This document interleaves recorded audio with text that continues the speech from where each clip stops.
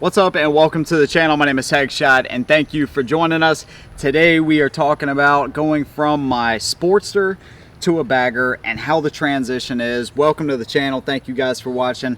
This is the new bike, 19 Street Glide Special, and before I say anything, I had to go 400 miles away to get this bike. Well, not physically go 400 miles away, but I contacted Orlando Harley. I've heard a lot of good things about them from guys here on YouTube and throughout, and nobody in my area wanted to work with me, so I went to them.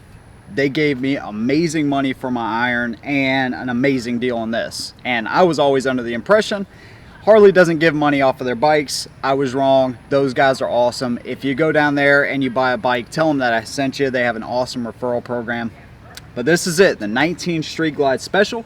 And I'm going to tell you how this transition is, and of course we're going to do a lot more videos, so stay tuned, hit the subscribe button, notification bell, all that good stuff. All right, the first thing we're going to talk about is the weight and size, because that is the most obvious difference going from the Sportster to the bagger, okay? And when I first got on this thing, I'm like, I don't know if I can even handle this. I'll be honest with you. You know, I bought it all over the phone.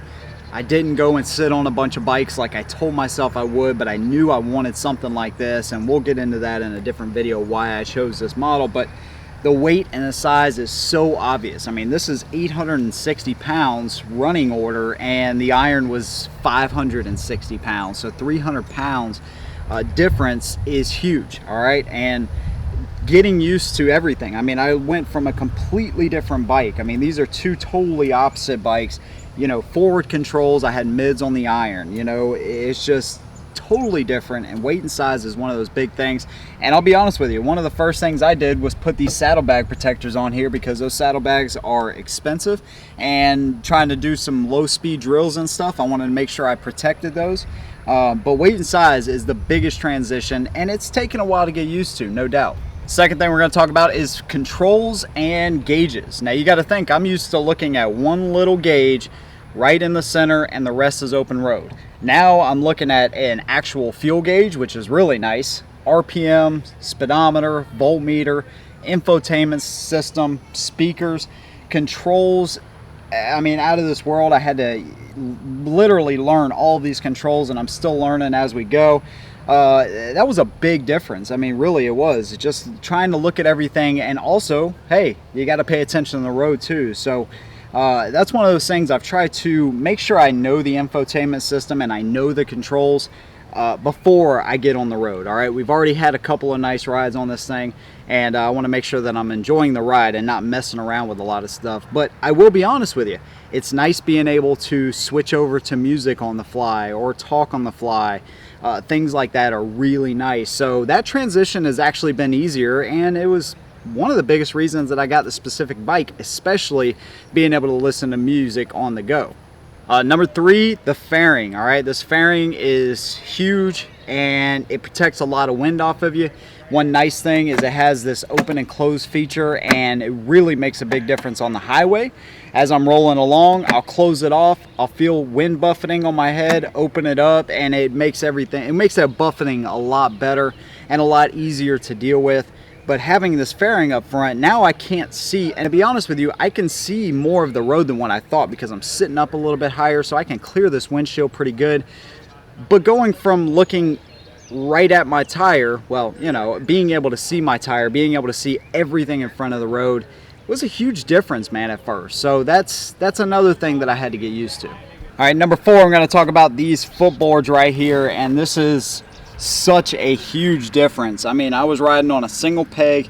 Miss Headshot had a single peg, and having this footboard, I didn't know that I would honestly like it, but I love it.